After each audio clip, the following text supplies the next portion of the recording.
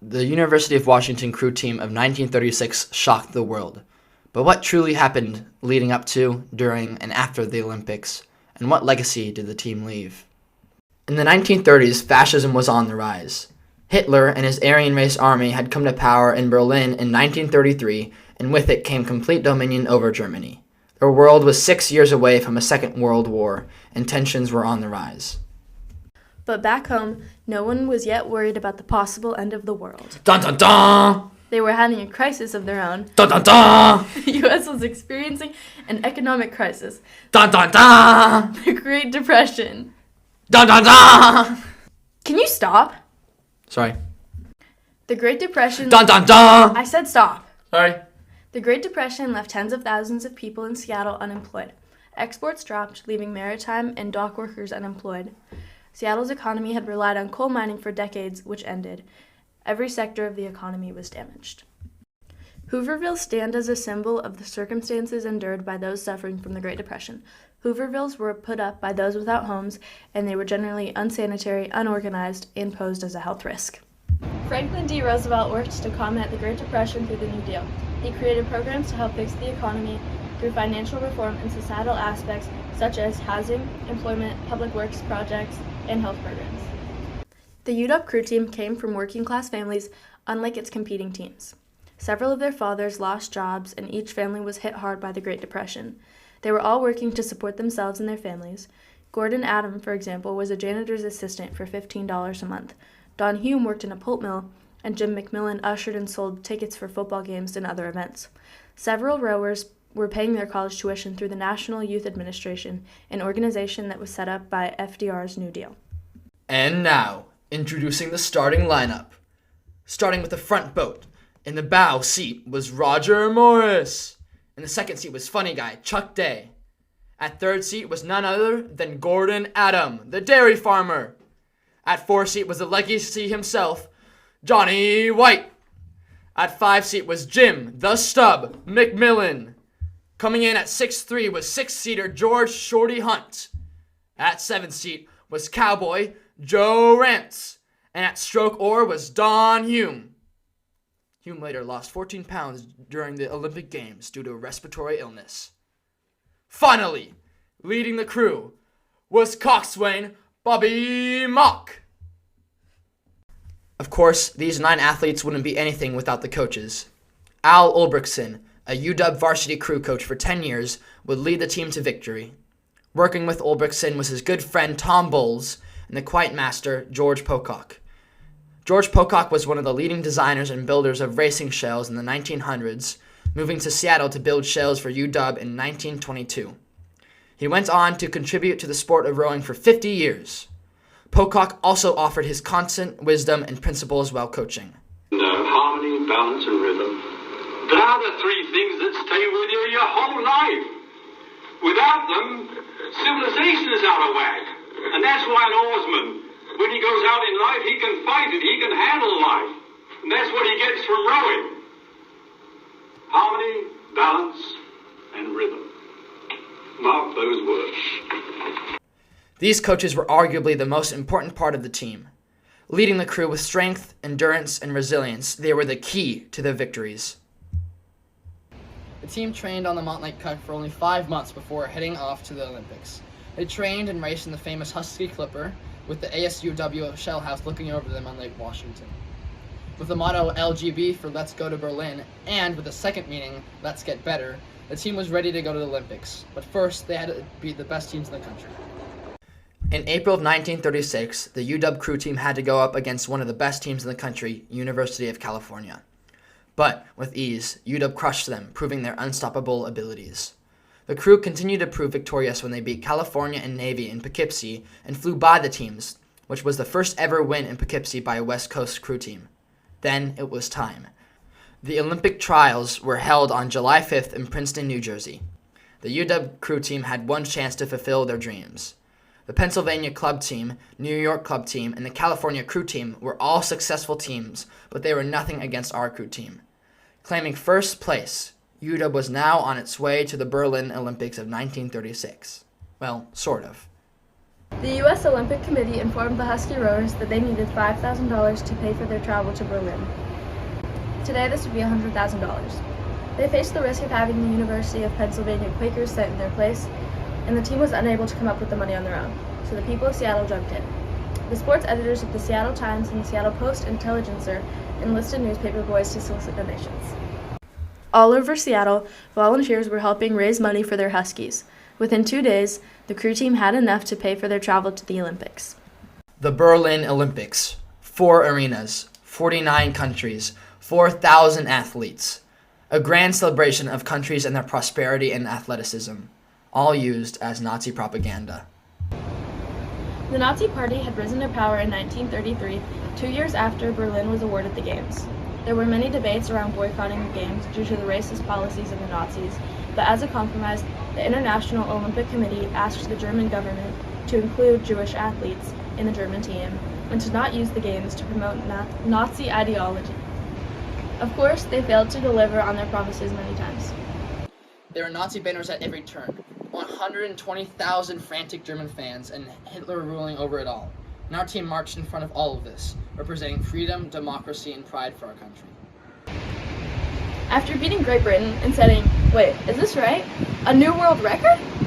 Excuse me. After setting a new world record, our new United States crew team was ready to advance to the final, but it wasn't so easy. Gordon Adam and Don Hume had contracted an illness earlier in the week, and the effort during the previous race against Great Britain worsened Hume's symptoms. Then came the day of the race.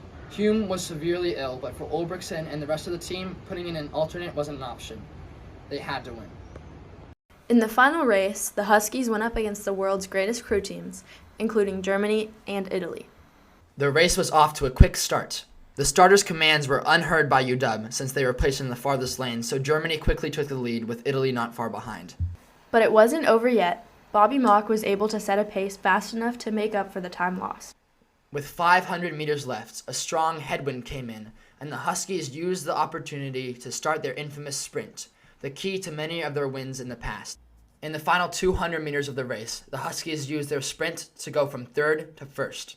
There were roars of the crowd shouting Deutschland, but UW persevered. Finally, crossing the finish line 10 feet in front of Italy with Germany in third, The University of Washington crew team won the 1936 Berlin Olympics! The UW team had just represented U.S. with pride and defeated Nazi power through this race. Hitler's reaction was not recorded anywhere, but it was clear he would be upset that the Germans didn't win.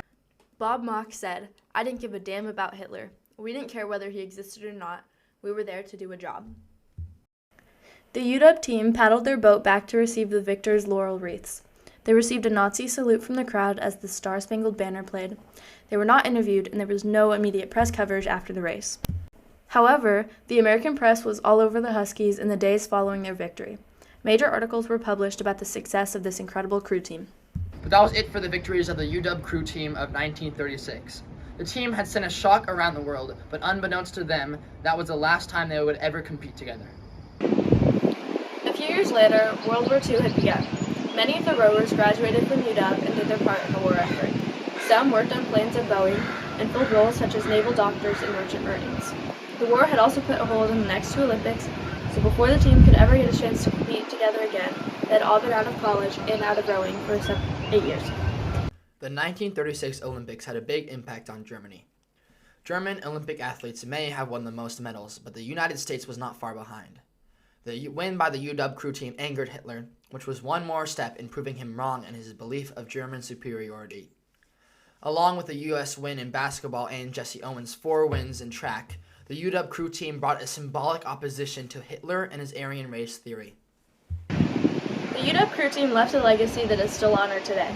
The boat they won gold in is still hanging in the Conaber Shell House. Their accomplishments are significant in several ways. They were the first team from Washington to compete at an international level and the first to take home Olympic gold. They had not come from elitist families like their competitors, nor had they had the long training together that other teams did. The UW team also heavily popularized the University of Washington and rowing, with the 1936 Olympics being the first ever Olympics to be broadcast on television. The crew team's wins spread the word about their little college all the way in the Pacific Northwest. The team and their victory in that Olympics and the many national championships and Olympics following 1936 also encouraged the growth of many other crew teams in Washington, including the North Cascades crew team, with member Jen Huffman, Joe Rance's granddaughter. Joe Rance had a difficult childhood, but that did not stop him from succeeding. At 15, Joe watched his family drive off and leave him by himself in Sequim. For 2 years, he lived alone in a half-finished cabin and earned a small amount of money by logging timber, cleaning tree stumps, baling hay, and building fences. He still attended school and kept up good grades. A few years later, his older brother asked him to come live with him and his wife in Seattle, where Joe began attending Roosevelt for his senior year. He thrived academically and got involved in high school sports, including the gymnastics team. One day, Al Ulbrichtson was visiting Roosevelt and walked into the gym seeing Joe. He convinced Joe to try out for crew because he had great potential. Joe struggled to trust anyone but himself, however this changed when he began rowing with the other guys. He learned to build trust and feel loved by other people again. He had sort of vowed that he was never going to trust anybody, not with his life, with his future again, until he got in with this group of guys. It was kind of like magic. He could trust them. Joe Rance sadly passed away on September 10th, 2007, but his legacy lives on in his family. His granddaughter, Jen Huffman, rose with her mother and daughter, carrying on Rance's story. Huffman is also a part of the North Cascades crew team, in which they are all collectively inspired by Joe Rance to work hard and encourage and push each other to achieve a common goal. The North Cascades crew team has built a boathouse in honor of Rance, and since the UW crew team heavily popularized the sport, Huffman and her team were able to raise $45,000 for the build. Coxswain Bobby Mock lived a full life after the Berlin Olympics, and he is honored at his old high school, Montesano High School, in their Hall of Fame. But before heading off to the Olympics, Bobby found out life-changing news. His father told him that he was Jewish. With his team participating in a fascist, anti-Semitic, and Nazi-run Olympics, Mock had to make a huge decision. Luckily for us, he decided to go.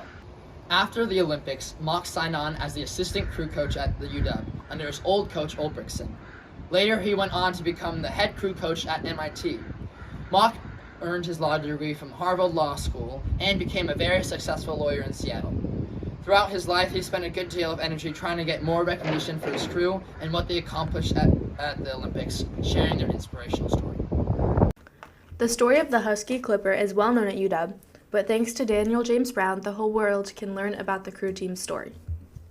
Brown published The Boys in the Boat in 2013, which draws on the struggles of Joe Rance and the friendships formed out of trust and determination. It is an incredible book that carries on the legacy of the boys in the boat and shows their accomplishments even amidst all the harsh experiences. Brown was able to meet with Rance, who told him about his experience, so Brown wrote most of this book through Joe's perspective. Along with the North Cascades crew team and their boathouse honoring Joe Rance, there is also another famous rowing center honoring an important person in the history of the UW crew team. The Pocock Rowing Center lies on Lake Union in Seattle, Washington, and is named after the famous shellmaker, coach, and quiet master George Pocock. His legacy lives on in that center and the world-class rowers it produces. Today, UW is in the top 5 collegiate rowing programs. Without the success of the crew team in 1936, UW may not be as popular for rowing as it is today. Not only does the Conibear Shell House honor the legacy of the 1936 crew team, it holds trophies and plaques of all the men's and women's teams that have followed. Counted individually, UW alumni have earned 46 Olympic medals in rowing. The Clipper serves as an inspiration and motivation for past and current teams, and the rowers of 1936 would be proud of all the accomplishments since they took home gold. Although the crew team was never able to competitively row after the Berlin Olympics, every once in a while they would hop an old Husky Clipper and row Lake Washington together. They had 10-year reunions as much as they could, and they laughed about old memories. The University of Washington crew team of 1936 succeeded when everything was against them. They rowed against rival colleges, foreign countries, and Hitler's supremacy.